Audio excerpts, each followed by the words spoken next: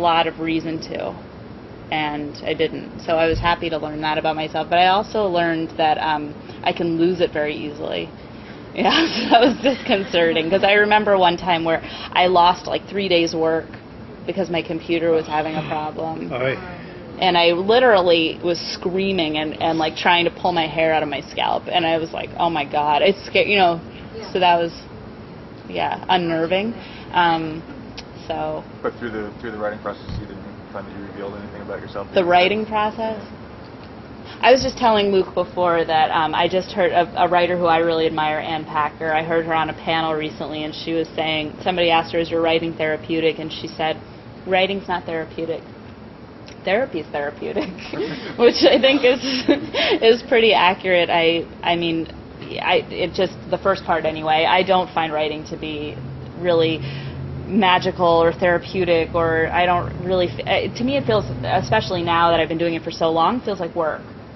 I mean, and the reward is great, and when I'm not doing it, I feel off kilter, but the actual process is not cathartic to me necessarily. Or, it's not that you necessarily have a story or something that's bubbling over that you need to... Oh, I definitely have stories that are bubbling over. Oh yeah, I definitely do, but still, it's a serious artistic pursuit, I think, and it's work, and if it's not treated that way, it's hard to really get anywhere with it, I think. So when you think of it as something that's cathartic, it's more like a journal. You're keeping a journal. I don't mean that to sound pretentious, but it's not. Well, because your stories aren't really about you, so.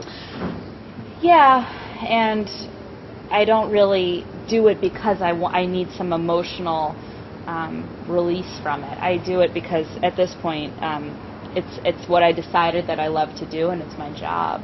So. Do you have a set schedule? I don't. I always think I should, but I don't. No. And who are some of your influences?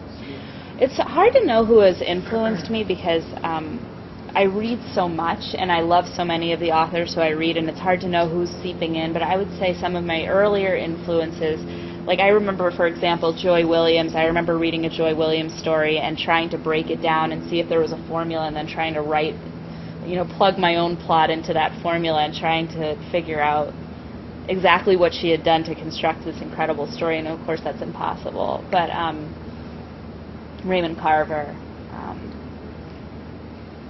Donna Tartt, Alice McDermott. I mean, I could go on forever. There are millions. Did you ever read nonfiction? Yeah, I love nonfiction. What do you read?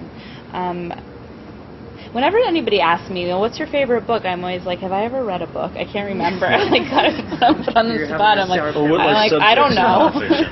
I like memoir a lot. I like... Because that's all I've ever read is nonfiction? I don't think I've read a fiction book since high school or, college maybe. Really?